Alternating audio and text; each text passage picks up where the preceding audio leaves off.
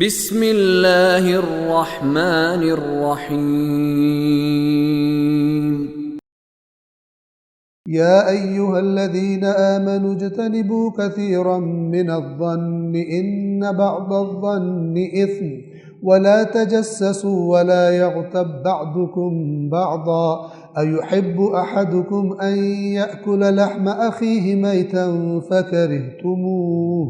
واتقوا الله إن الله تواب رحيم۔ آیت نمبر 12۔ اے ایمان والو، بہت سارے گمانوں سے بچو، بدگمانیاں۔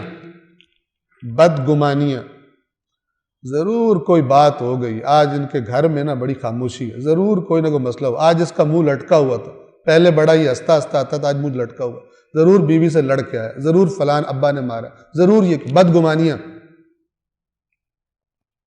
ضرور یہ کوئی گندا انسان ہے۔ بدگمانیاں، اللہ نے فرمایا بہت سارے گمانوں سے بچو، بعض گمان یقیناً گناہ ہے۔ اب یہاں پر اس کی وضاحت بھی تھوڑی میں کر دوں کہ جو وضاحت کرنے والوں نے فرمائی ہے وہ یہ کہ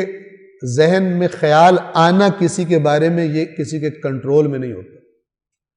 ٹھیک ہے، وہ کسی کے بس میں نہیں ہوتا، سوچ انسان کے بعض اوقات خیال اور وسوسہ بس میں نہیں ہوتا، لہذا یہ مراد نہیں ہے۔ مراد یہ کہ اس کی بنیاد پر اپنی اگلی روش اور پالیسی قرار دے دینا، اس کا اثر لینا، ہاں یہ گندا ہے، وہ آپ کو سلام کرے چل اپنے گمان پر بیس،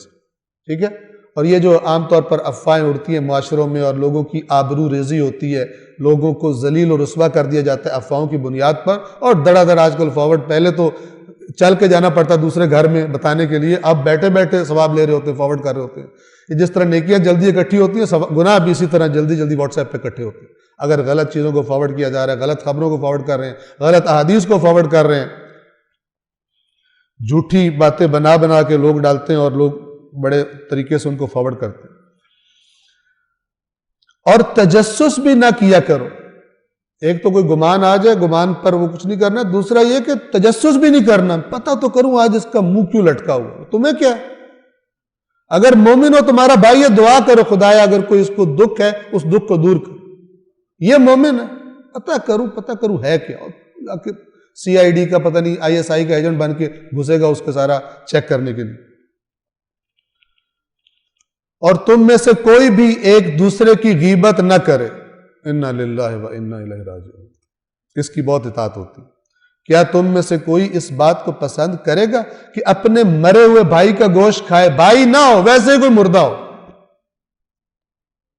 آپ کے سامنے ایک انسان کو قتل کیا جائے اور کہا جائے اس کا گوشت تناول فرمائیے، وہ کراہت آئے گی۔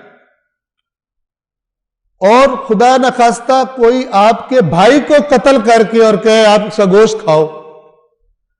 کیوں مردہ سے تعبیر کیا؟ اس لیے کہ مردہ اپنا دفاع نہیں کر سکتا، اس کو تھپڑ مارو، اس کے پاس کوئی قیمتی چیز ہو وہ چرا لو، جیسے آج کل کے مسلمان روڈ پہ دیکھیں ایکسیڈنٹ ہوئے پہلے ساری چیزیں خالی کرتے ہیں، باقی ذمہ داریاں بعد میں ادا کرتے ہیں، ٹھیک ہے، اور وہ خالی کر کے بھاگ جاتے ہیں تاکہ پکڑے نہ جائیں، چونکہ اگر ہمیں کسی نے کہا کہ تم پہلے تھے تم نے چرایا تو کام خراب ہو جائے گا، لہذا پہلے لوٹتے ہیں، کتنے کیسز ایسے پہلے لوٹتے ہیں اچھی طرح سے، پھر بھاگ جاتے ہیں، وہ بندہ زخمی چاہے پڑا مر جائے وہاں پہ۔ یہ ہم بعض اوقات آج کل کے مسلمان ہیں، اور پھر ہم سارا دوش کس کو دیتے ہیں؟ امریکہ کو،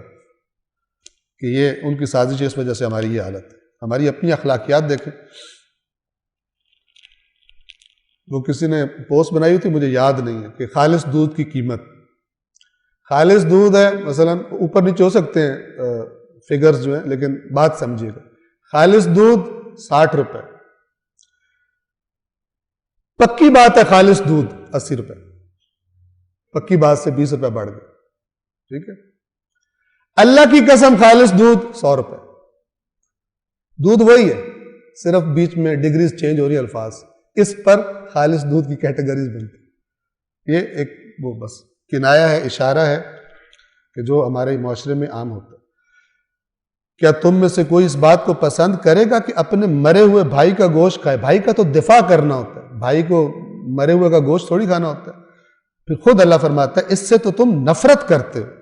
اور اللہ سے ڈرو، یعنی اللہ سے ڈرو اس آیت میں جو باتیں ہیں بالخصوص، بہت سارے گمان نہ کرو، تجسس نہ کرو، غیبتیں نہ کرو، ڈرو یقیناً اللہ بڑا توبہ قبول کرنے والا، تواب، بہت زیادہ توبہ قبول کرتا ہے، سمجھو ہی نہ کہ اگر تم پچھتاؤ گے قبول نہیں کرے گا۔ اور اس میں خاص طور پہ غیبت والا دیکھیں حقوق العباد کا مسئلہ ہوتا ہے، تو کسی کی غیبت کی ہے اس سے جا کے معافی مانگنا بڑی ہمت کی بات ہوتا ہے کہ میں نے تیرے پس پشت تیرے بارے میں باتیں کی ہیں اور میرے میں ہمت نہیں ہے کہ میں بتا سکوں۔ ظاہر ہے جب بندہ پس پشت ہوتا ہے تو پھر بڑے چھکے چوکے لگاتا ہے،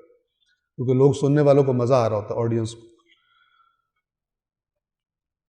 معذرت خواہی کرے اور کہے کہ مجھے معاف کر دے، اور اگلے کو بھی چاہیے کہ اگر وہ دل سے ندامت والا ہے تو مومن، ایک مومن دوسرے مومن کو معاف کر دے، اور جس کو پتا ہو میں نے معافی مانگنی ہے پھر وہ دوسری دفعہ، اس کو ہے ہی نہیں کہ میں نے معافی مانگنی ہے، کیا کہتے ہیں، اور میں اس کے منہ پہ بھی کر دوں گا، منہ پہ کرو۔ اور یہ یاد رکھیے ایسا عیب، یہ غیبت سے کیا مراد ہے، کوئی بھی ایسی چیز کہ جو اس کو پتہ چلے تو اسے تکلیف ہو۔ کچھ کہتے ہیں میں منہ پہ کر لوں گا، کچھ کہتے ہیں یہ ہے اس میں عیب، اللہ کی قسم اسی سے تو منع کیا جا رہا ہے۔ اگر وہ عیب نہ ہو تو وہ غیبت سے بھی بڑی ڈگری ہے، بہتان، اس سے بھی بڑی ڈگری۔ اور اللہ سے ڈرو، اللہ یقیناً بڑا توبہ قبول کرنے والا مہربان ہے۔ صدق اللہ العلی العظیم۔